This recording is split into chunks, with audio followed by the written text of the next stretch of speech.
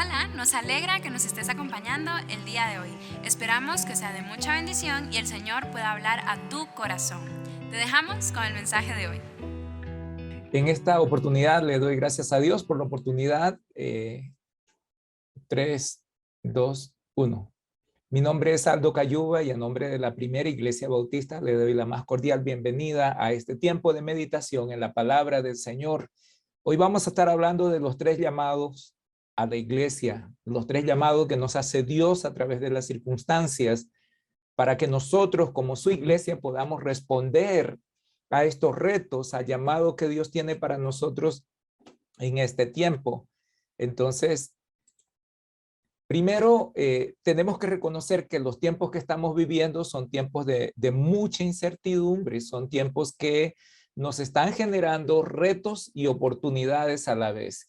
Y pensando un poco en las oportunidades que nos presentan esta circunstancia, este llamado que Dios nos hace a través de las cosas que están pasando, nos abre tres oportunidades toda esta situación.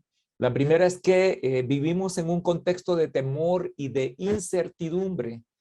Hay mucho temor e incertidumbre alrededor nuestro. Las personas están completamente, algunas desorientadas y siendo afectadas en su estabilidad emocional y su visión de la vida.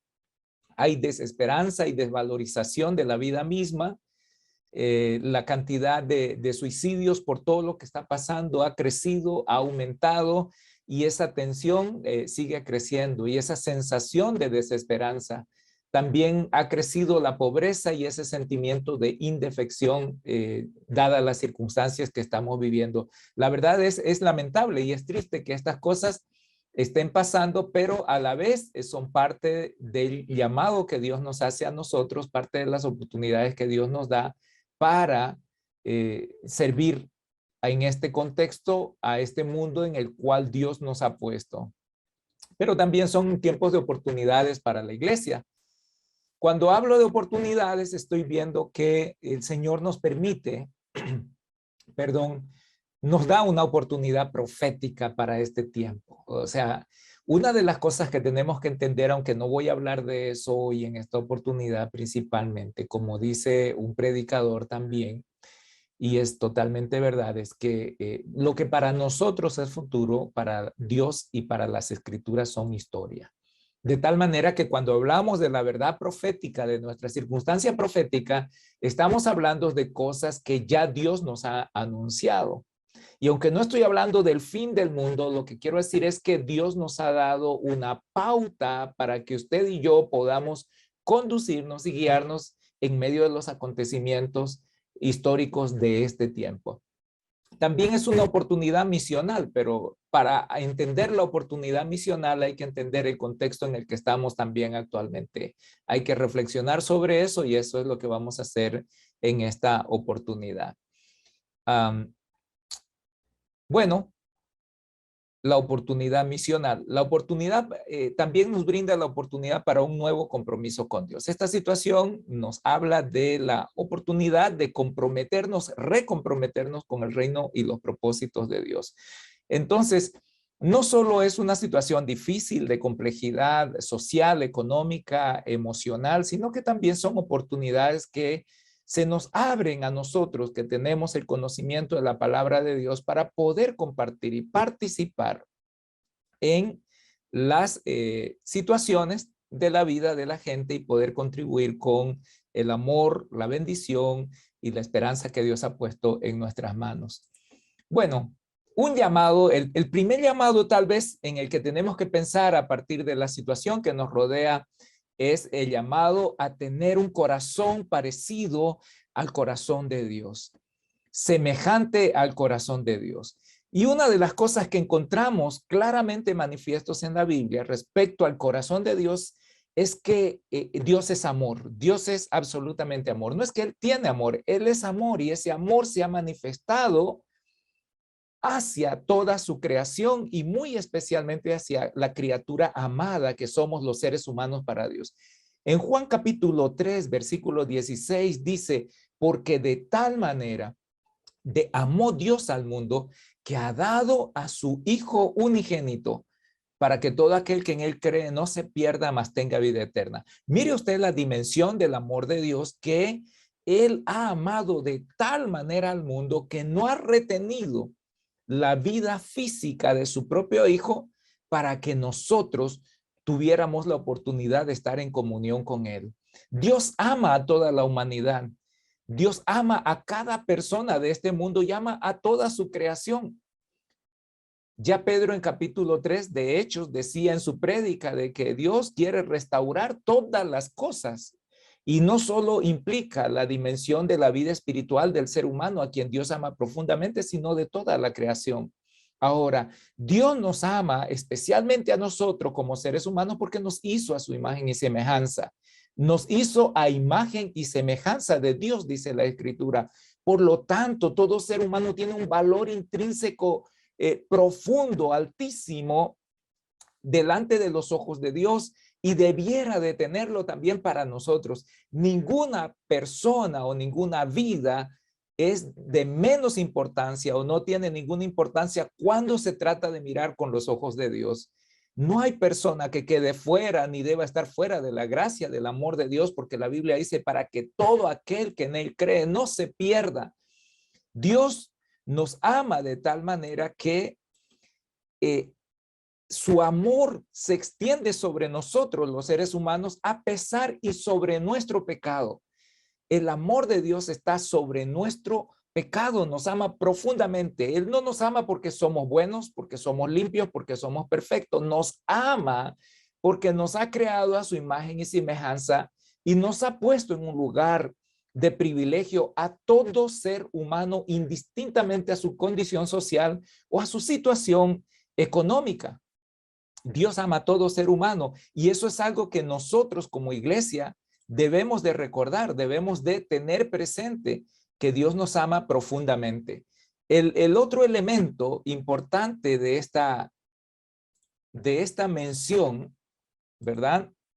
Es que el corazón de Dios no quiere que nadie perezca. Dios no quiere que ninguno perezca. Dios no quiere que nadie pase a la eternidad sin tener la oportunidad de haberle conocido a él. De hecho, él quisiera que todas las personas de este mundo conocieran acerca del amor de Dios y evitaran la condenación eterna.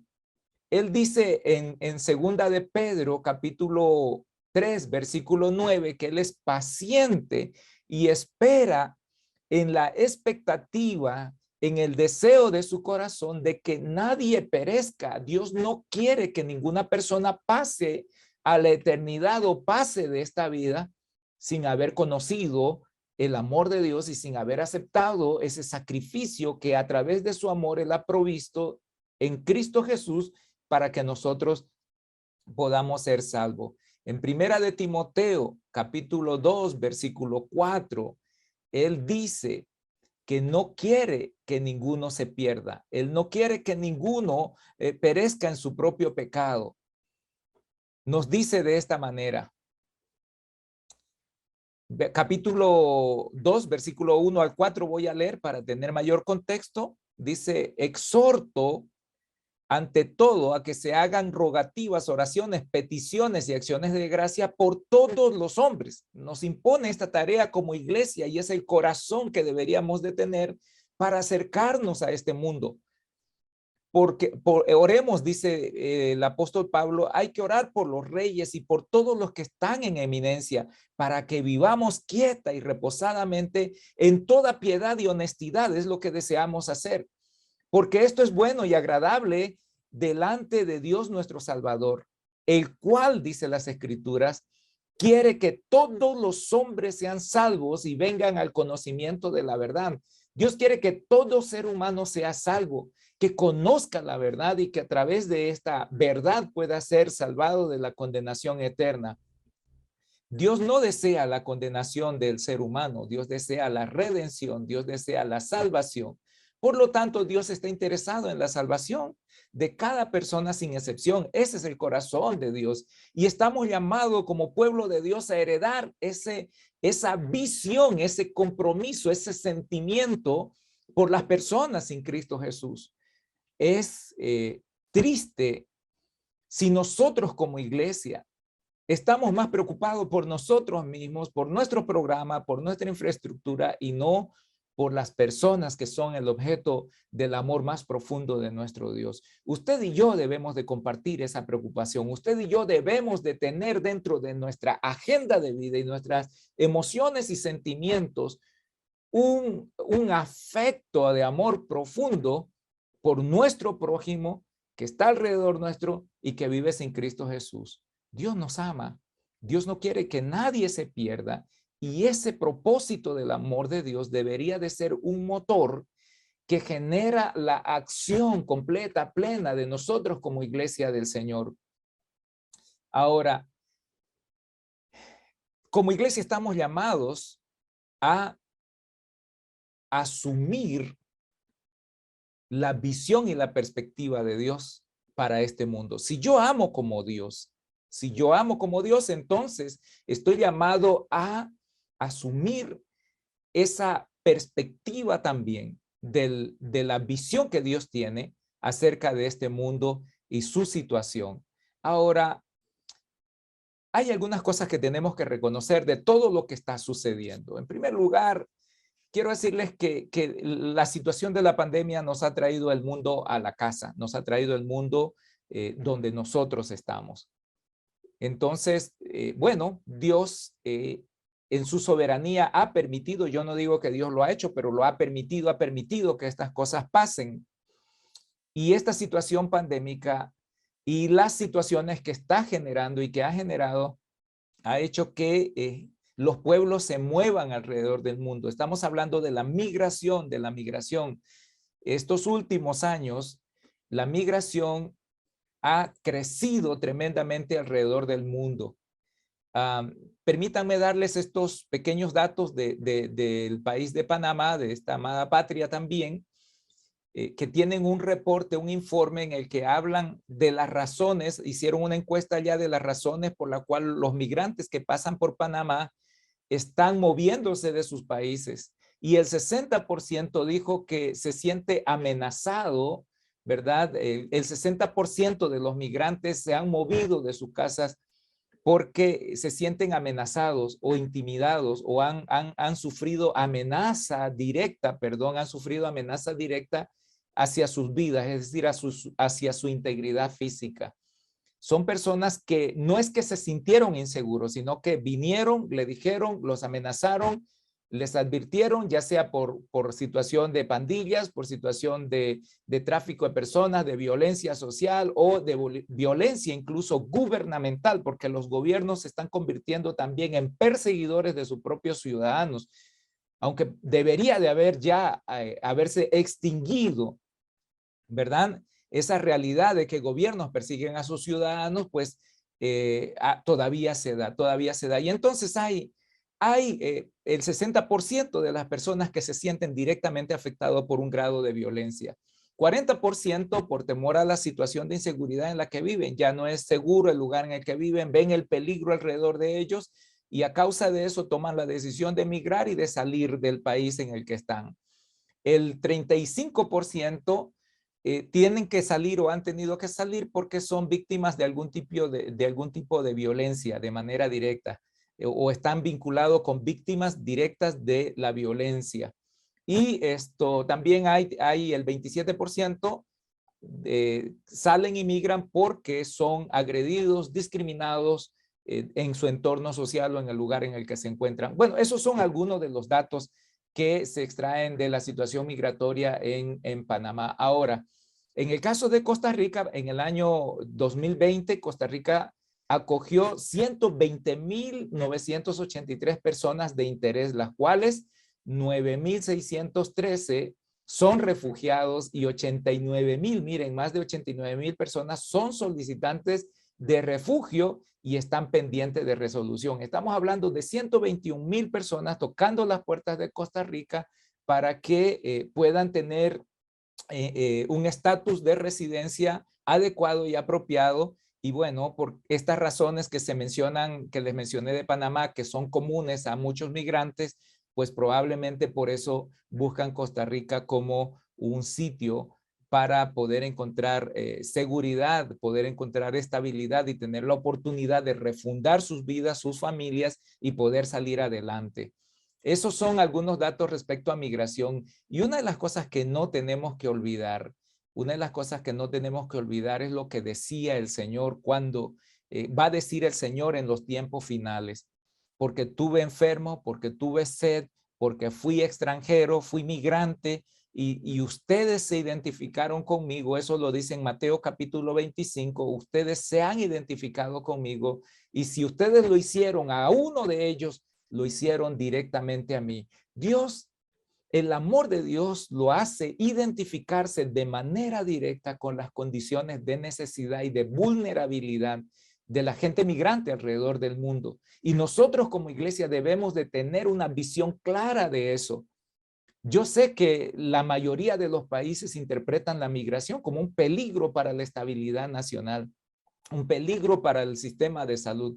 Claro, si están en condición ilegal, lo más probable es que vayan a ser un peligro y que vayan a colapsar, ¿verdad?, las situaciones sociales del país. Pero cuando una persona es integrada de manera productiva, el efecto es diferente. Por eso es muy importante que nosotros como iglesia también entendamos el valor que Dios le da a la gente en vulnerabilidad a causa de la migración. Ahora, esos migrantes que están llegando a Costa Rica literalmente vienen casi de todas partes del mundo. Vienen de África, vienen de Asia, vienen de los otros países latinoamericanos. Algunos vienen de paso por Costa Rica, otros vienen para quedarse, se quedan en este lugar. Y bueno, nosotros como iglesia estamos llamados a mirar a la fuerza migratoria también con los ojos de Dios, con el deseo de que ninguno se pierda, Y no solo Dios se preocupa por la redención y la salvación de estas personas en condiciones de vulnerabilidad, sino también se preocupa por su seguridad. Como él dice, va a juzgar a las naciones por haber sido extranjero, por haber estado encarcelado, por haber estado en necesidad.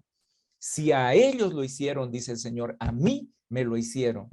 Y si no me lo hicieron a mí, a ellos tampoco a mí lo hicieron. Entonces, esta situación general del mundo en este momento ha movido las fronteras de los países y nos da a nosotros la gran oportunidad de ir a la frontera norte, a la frontera sur, o incluso buscar en medio de nuestras ciudades personas que están en esta condición vulnerable, para acercarles el amor de Dios a través de actos concretos de identificación con sus necesidades, sin perder la expectativa y la perspectiva de que debemos proclamar el evangelio de Dios a cada uno de ellos. También un nuevo campo de misión se nos abre a causa de la pandemia, y son las redes sociales. Hoy en día, bueno, hay cosas positivas y negativas de la situación tecnológica, de las herramientas tecnológicas y de las situaciones que hoy enfrentamos. Uno de ellos es que el mundo se ha virtualizado de manera vertiginosa y obligada. En los colegios, las universidades, todo mundo ha comenzado a saltar a la dimensión virtual, y las redes sociales se han constituido en un elemento muy importante de refrigeración, refrescamiento, de crecimiento y poner a las personas en movimiento. Eso es lo que ha sucedido. Ahora, nosotros que vivimos y somos parte de todo esto, no debemos de perder la perspectiva del corazón y el propósito de Dios. No debemos de normalizar a las personas que viven sin Cristo en nuestras relaciones interpersonales. El amor de Dios debe de estar activo, vivo dentro de nuestros corazones, y cuando nos acercamos a quienes nos rodean, pues debemos de tener esos ojos. Ahora, las redes sociales nos abren una tremenda oportunidad también de hablar de Cristo Jesús. Cuando hablamos de recomponer y remirar, reconsiderar el mundo y las necesidades que tiene, pues vemos y descubrimos el movimiento migratorio, y vemos también las oportunidades que nos abren las redes sociales. Estos datos que son del 2021 y están allí en la presentación, en esta presentación saqué de la fuente de allí que se llama Liefeldwelt. Tiene estos datos muy interesantes.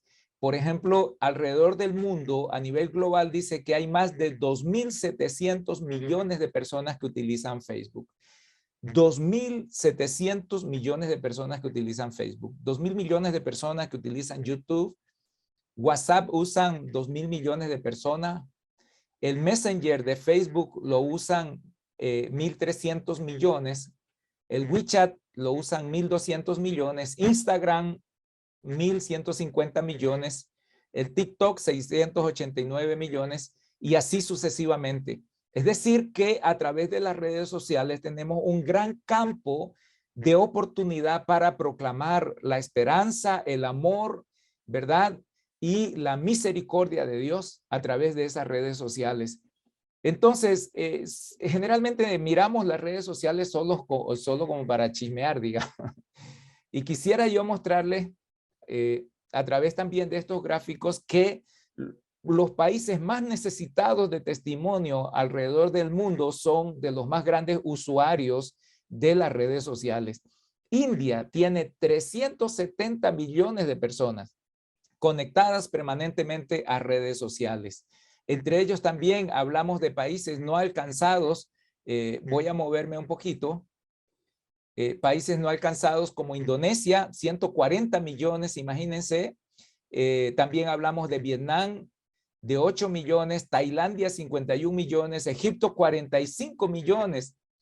Es decir, la participación del mundo en el área de las redes sociales son grandes oportunidades para nosotros. Entonces, estamos hablando de los migrantes, estamos hablando de las redes sociales como campos de misión, como campos de servicio, espacios para reflejar el amor, espacios para reflejar el propósito redentor de Dios, conociendo que Él no quiere que nadie se pierda. También tenemos los campos fronterizos del cristianismo. Cuando hablo del campo fronterizo del cristianismo, estoy hablando realmente de gente no alcanzada. Y cuando hablo de gente no alcanzada, hablo de personas que viven sin Cristo Jesús, que viven sin Cristo Jesús, absolutamente.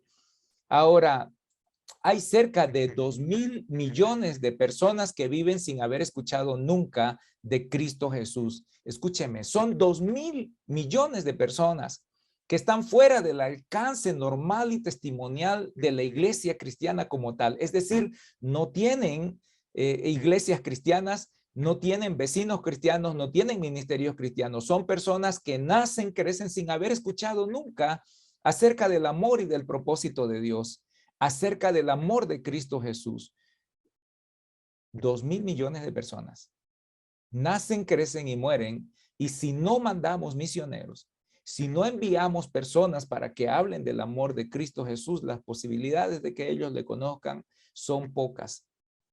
Escuchamos nosotros y hemos tenido la oportunidad de conocer, yo he tenido la oportunidad de conocer a personas que se han convertido en esos sitios donde no hay iglesia y testimonio cristiano, en el que Jesús se les ha manifestado a través de sueños y visiones y les ha hablado acerca de la salvación y se han convertido a Cristo Jesús. Me hace recuerdo lo que Jesús decía: si estos callan, las piedras hablan. Jesús mismo está irrumpiendo en la vida de estas personas, pero Él nos ha puesto a nosotros como canal de bendición y ahora lo vamos a ver al final de esto. Entonces hay 1.200 millones de personas que viven sin Cristo Jesús. 60% de esos 2.000 millones de personas viven en países cerrados a la predicación del evangelio. No hay libertad para proclamar el evangelio en esos sitios. No hay proclamar, pero no hay libertad para esto. Pero ¿sabe qué? No vayamos tan lejos. Si el Señor no nos ha llamado, nuestra responsabilidad sigue siendo la de proclamar el evangelio hasta ellos, hasta donde ellos están. Pero si Dios no me llama a mí y yo no estoy llamado para ir, valga la redundancia, lejos, tengo la misma responsabilidad y debo tener la misma carga y preocupación por los que viven sin Cristo, los que están al borde de la eternidad sin Cristo. La misma preocupación que tengo por los que están lejos, debo tenerla por los que están cerca. Mis vecinos, mis contactos de las redes sociales, todos esos son espacios para testimoniar acerca de Cristo Jesús. Dios nos llama Y la respuesta nuestra debe ser un estilo de vida misional. Si Dios tiene tanto amor por este mundo, si este mundo tiene tanta necesidad como la estamos viendo, ¿cuál debe ser nuestra respuesta? Un escritor cristiano que escribió un libro que se llama La Iglesia Centrada, Tim Keller se llama él dice que el concepto misional, o sea, de una visión misional, viene vinculado a la idea de la missio Dei, o sea, la misión de Dios. Esta idea promueve que el Dios Trino tiene una misión y es la de rescatar y salvar aquello que se había perdido, que fue lo que Jesús manifestó en Lucas capítulo 9, versículo 10. Esta misión es la historia de toda la Biblia, donde él inicia con un pueblo, Israel, y de ese pueblo nace su hijo, quien será de bendición a todas las naciones, cumpliendo la promesa de Abraham. Nosotros somos parte de esa iglesia llamados a llevar el evangelio, a cumplir con la misión de Dios.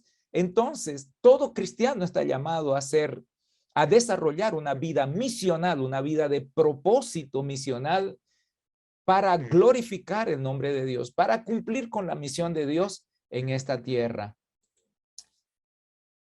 ¿Tenemos algún ejemplo de ello, de una vida misional en las Escrituras? Claro que sí. La vida de Abraham en el capítulo 12, y aquí vienen los desafíos para nosotros. ¿Sabe por qué? Porque yo sé que usted conoce mucho acerca de la situación en la que estamos viviendo en este momento como mundo. Y el llamado de Abraham puede ayudarnos a nosotros a comprender cuál es el llamado a una vida misional que Dios nos hace. En Génesis capítulo 12, Dios llama a Abraham. Dios llama a Abraham. Nosotros vemos que el llamamiento lo hace de manera directa, se encuentra con Abraham. Abraham toma la decisión, ¿verdad?, de conocer a ese Dios que le estaba hablando y recibe de ese Dios. Cuando lo conoce, por la respuesta que Abraham tiene en el capítulo 12, sabemos que al conocer a Dios, se somete a Dios, se sujeta a Él, lo hace Señor de su vida. Este Dios maravilloso, precioso, en Génesis capítulo 12 lo llama a Abraham y le dice: Abraham, deja tu tierra y tu parentela y vete al lugar que yo te voy a mostrar. Ese llamado que Dios le hace a Abraham es un llamado a la renuncia a los intereses 100% personales de Abraham, a los deseos personales de Abraham. Abraham tiene que tomar la decisión de sujetar toda su vida y sus propósitos, someterlos, subyugarlos a los propósitos de Dios. Y cuando recibe la orden, él está en la encrucijada de obedecer o sencillamente dejar que pase la orden de Dios sin que toque sus oídos y sin que toque su vida. Ser indiferente. Pero él toma la decisión. Pero con el llamado que Dios le hace a Abraham, también estaba la promesa de bendición que Dios le estaba haciendo a él. Él le dijo: yo te prometo a ti que te voy a bendecir. Yo te voy a bendecir de manera especial. Sí, está renunciando a unas cosas, pero yo te voy a dar otra, es lo que le dice el Señor a Abraham. Te voy a dar cosas maravillosas y buenas. Y se lo voy a leer aquí en la palabra de Dios. Haré de ti una nación grande, te bendeciré, engrandeceré tu nombre y serás bendición. Bendeciré a los que te bendigan y a los que te maldigan maldeciré, y serán benditas en ti todas las familias de la tierra. Es interesante la propuesta que Dios le hace, porque si bien es cierto, está pidiendo renuncia de Abraham, le está pidiendo que suelte las cosas que él tiene, porque Dios tiene cosas nuevas para él. Y así es su llamamiento. Cuando él nos llama, tenemos que renunciar a cosas, pero él tiene mejores para nosotros. La Biblia dice que él no es deudor de nadie. Y ningún trabajo para él es en vano, porque él es un Dios generoso, amoroso. Es un Dios preocupado, no solo por mi vida, como quien le conoce, le ama, sino también por aquellos que no le conocen. Y Dios le da esa promesa de bendición a Abraham. Entonces Abraham no va a ir a repartir simplemente lo que él tiene. Va a dar lo que Dios le va a dar. lo que Dios pone en las manos de él. Dios le dice, voy a poner estas cosas en tus manos, Abraham, te voy a bendecir, pero la orden también es bendecir a las familias de la tierra, bendecir a todo el mundo, literal. Cuando dice a todas las familias de la tierra, no excluye absolutamente a nadie. Un estilo de vida misional, mis queridos hermanos, es un estilo de vida de renuncia, es un estilo de vida de expectativa en la bendición de Dios, en su compromiso, el compromiso de Dios para usted y para conmigo. Y es una vida que derrumba las barreras de cualquier prejuicio, cualquier actitud marginal o marginativa para cualquier otro ser humano. Vamos a bendecir a las familias de la tierra. Desde esa perspectiva, Abraham rompe su propia concepción de nacionalidad, de solidaridad, de identificación para incluir a todos los seres humanos dentro de esa preocupación que de hoy en más él iba a tener.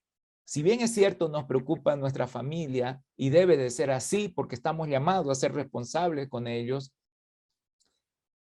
también deben de preocuparnos los demás.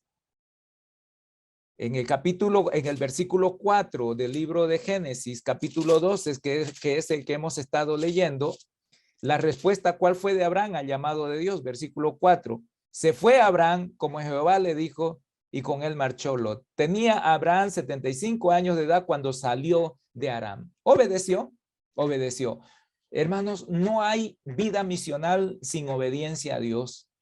Si nosotros no tomamos en serio y en cuenta la palabra de Dios, nosotros no vamos a poder cumplir con la misión de Dios. Demanda, entrega, obediencia, sujeción y sometimiento a nuestro Señor. Ahora, tenemos otro ejemplo en Pablo, el apóstol Pablo. Un estilo de vida misional reflejado en la vida de un hombre que tenía mucho, social, espiritual, digamos en términos religiosos, más que espiritual, voy a decirlo así, social, espiritual, tenía mucho él. Y fue llamado por el Señor. Lo interesante de Pablo en Hechos capítulo 9, que es un pasaje también harto conocido y que se lo voy a leer para que usted lo recuerde. Hechos capítulo 9 es el momento en el que el apóstol Pablo se encuentra con el Señor. El apóstol Pablo al principio odiaba y aborrecía el nombre de Cristo Jesús. Él estaba persiguiendo a la iglesia, persiguiendo a los cristianos porque los odiaba, los aborrecía, porque los consideraba que eran traidores, blasfemos en relación a su fe y a su religión. Saulo dice, respirando aún amenazas y muerte contra los discípulos del Señor, 9:1, vino al sumo sacerdote y le pidió cartas para la sinagoga de Damasco, a fin de que si hallaba algunos hombres o mujeres de este camino, o sea, el cristianismo, los trajera presos a Jerusalén. Pero yendo por el camino, aconteció que al llegar cerca de Damasco, repentinamente le rodeó un resplandor del cielo, y cayendo en tierra oyó una voz que le decía, Saulo, Saulo, ¿por qué me persigues? Y él le dijo, ¿quién eres, Señor? ¿Quién eres, Señor? Ese es el encuentro con Pablo. Toda vida misional, para que sea genuina, es el resultado de un encuentro personal con Cristo Jesús. Pablo estaba persiguiendo a la iglesia y el Señor se encuentra con él. El Señor lo tumba al piso y desde el piso, estando en el piso, él escucha la voz de Dios. Lo interesante es que el apóstol Pablo, cuando escucha la voz de Dios, inmediatamente dice, ¿quién eres, Señor? ¿Quién eres, Señor? Y el Señor le dice, yo soy Jesús a quien tú estás persiguiendo. La palabra que utiliza Pablo es kurios, es Señor. No es cualquier Señor, es el dueño. Él está reconociendo en Cristo Jesús autoridad, soberanía, majestad, porque kurios era un título que solo se le daba al emperador, Dios emperador.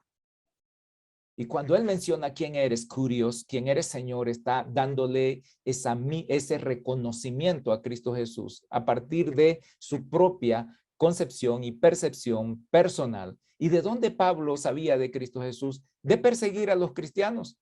Había visto cuántos cristianos sufrían y probablemente vio el gozo, vio la alegría, vio la fortaleza de aquellos que sufrían por el nombre de Cristo, y eso fue calando y golpeando el corazón de Pablo, de tal manera que yo estoy casi seguro que Pablo comenzó a dudar de su propia misión, de su propio trabajo. La vida misional empieza cuando nos encontramos con Cristo Jesús. Somos transformados. Ese corazón de odio es transformado en un corazón de amor y de preocupación. No solo para defender, en el caso de Pablo, él defendía el testimonio de Dios, ¿verdad? En el judaísmo, y aborrecía a los demás. Él era un hombre que a partir del encuentro con Dios, su corazón es transformado. La vida misional es el resultado de un encuentro personal con Cristo Jesús. En segundo lugar, Pablo comprendió el propósito de Dios.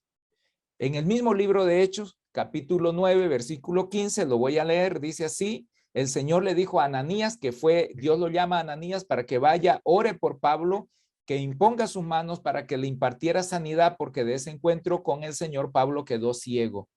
Y dice así: el Señor le dijo a Ananías, ve, porque instrumento escogido me es este para llevar mi nombre en presencia de los gentiles, de reyes y de los hijos de Israel, porque yo le mostraré, versículo 16, cuánto le es necesario padecer por mi nombre. Fue entonces Ananías y entró en la casa, y poniendo sobre él las manos dijo: hermano Saulo, el Señor Jesús, que se te apareció en el camino por donde venías, me ha enviado para que recibas la vista y seas lleno del Espíritu Santo. Pablo entendió y escuchó el propósito de Dios, y sabe que lo hizo parte de su vida, lo hizo parte importante de su vida. Una vida misional no se puede dar sin la comprensión del propósito de Dios. Ya sabemos del amor de Dios. El propósito de Dios es que nadie se pierda. Ama a Dios a todo ser humano y no quiere que nadie se pierda. Y ese es el propósito que heredamos nosotros como iglesia y como cristianos. Nosotros no estamos llamados para juzgar al mundo, y no estoy diciendo con esto de que no tengamos o debamos de tener una opinión clara sobre la santidad y el pecado. Pero no estamos llamados a condenar a las personas por su pecado. Estamos llamados a invitarles como embajadores de Cristo Jesús para que ellos se arrepientan y vengan al conocimiento de la verdad. El propósito de Dios es la redención de todo ser humano. Él no quiere que nadie se pierda. Es la restauración de todas las cosas, de acuerdo a Hechos capítulo 3. Y ese es el trabajo nuestro. No es decirle a la gente que están condenados por su pecado. Sí, es parte de la realidad, pero debemos de llamarlos, abrirles la puerta en el nombre de Cristo Jesús del perdón a través de Cristo Jesús, para que ellos tengan la oportunidad de escuchar y de conocer que el amor que Dios les tiene a cada uno. Así que sí, llamados a testimoniar, llamados a las personas a hacerla consciente de su pecado, pero invitarles a recibir el amor de Cristo Jesús. Pablo también desarrolló una vida de servicio sacrificial. Es decir, Pablo, al entender el propósito de Dios, se involucró en ello y dedicó su vida al servicio. En 2 Corintios capítulo 11, versículos 16 al 33, Pablo habla de cómo ha servido al Señor y cuánto ha costado servir al Señor. Náufrago, azote, persecución, desprecio y una serie de cosas que él tuvo que experimentar en el propósito de proclamar el nombre de Cristo Jesús. Estamos llamados a lo mismo. Usted y yo estamos llamados a sacrificarnos y proclamar el nombre de Cristo Jesús a quienes están alrededor nuestro. Y valga la redundancia, de manera sacrificial. El cristianismo de hoy no aguanta absolutamente nada. Un rechazo es suficiente, una mala cara y ya no quieren hablarle a nadie más. Que el vecino de allá medio me mira feo, entonces nunca le hablo de Cristo Jesús. Es decir, el compartir a Cristo Jesús en el caso de la vida de Pablo lo llevó hasta la misma muerte. Lo llevó hasta la misma muerte. Uy, qué miedo, se murió. Sí, se murió, es cierto, murió por causa del testimonio de Cristo. Pero recuérdese, el que quiera ganar su vida la va a perder, y el que la pierde por mi causa, dijo el Señor, ese la gana. Ese mismo Pablo fue el que dijo: oigan, para mí el vivir es Cristo y el morir es ganancia. Una vida misional sin sacrificio, hermano, sin una vida de servicio sacrificial, no existe, no hay una vida, no debe de haber una vida cristiana así.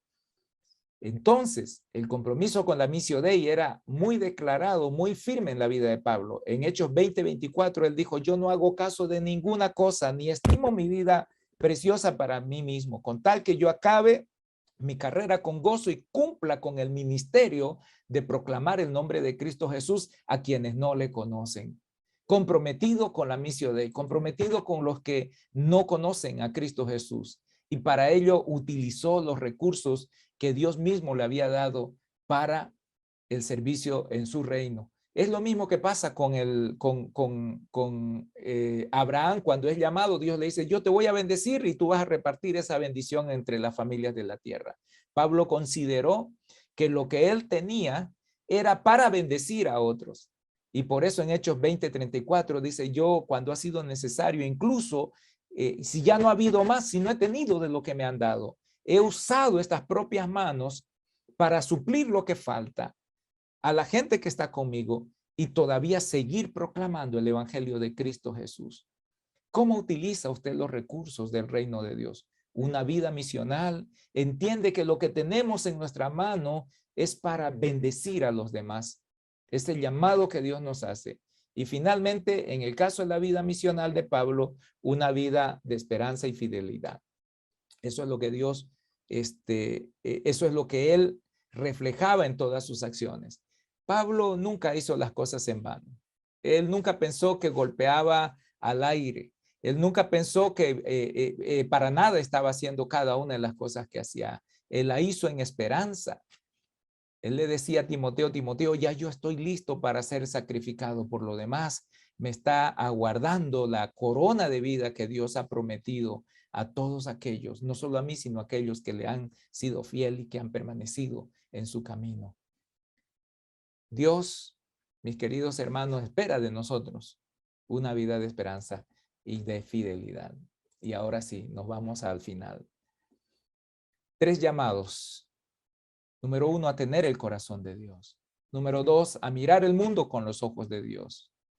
Y número 3, a responder con un compromiso de una vida misional para honra y gloria de su nombre. No podemos tener una vida misional si no afirmamos nuestra fe en Dios y su palabra. En este tiempo de confusión, en este tiempo de temor, no necesitamos estar repartiendo más miedo y condenación a las personas. Necesitamos hablarle del amor de Cristo, de la esperanza que hay en la verdad de Dios en su palabra. Y debemos de afirmar nuestra obediencia a esa palabra de Dios y recomprometer nuestra vida con el propósito de Dios. Hermanos, en este tiempo de pandemia, la gente vive asustada, desesperanzada, angustiada, presionada, necesitada. Y si los creyentes seguimos hablando y hablamos de que el anticristo ya está en control, vean, el anticristo no está en control de nada. El mismo Jesús le dijo a Pilatos, no tuvieras ningún poder si no te hubiera sido dado desde arriba. Es decir, que Dios está en control de todas las cosas todo el tiempo. Y si hay libertad para que el mal avance, no es porque Dios lo quiera, pero es porque Dios lo ha permitido y lo permite, porque Él está preparando un juicio. Él ha establecido un juicio para este mundo. Y cuando vemos tanta muerte alrededor, cuando vemos tanto miedo, debemos de proclamar la esperanza más grande que tenemos. Escúcheme.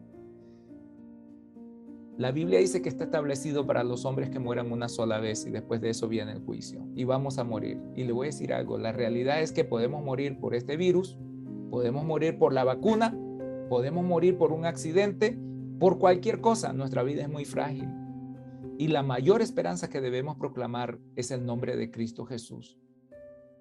Somos llamados a proclamar el corazón amoroso de Dios, el cual está abierto para que cada persona de este mundo le conozca, porque es su deseo que ninguno se pierda.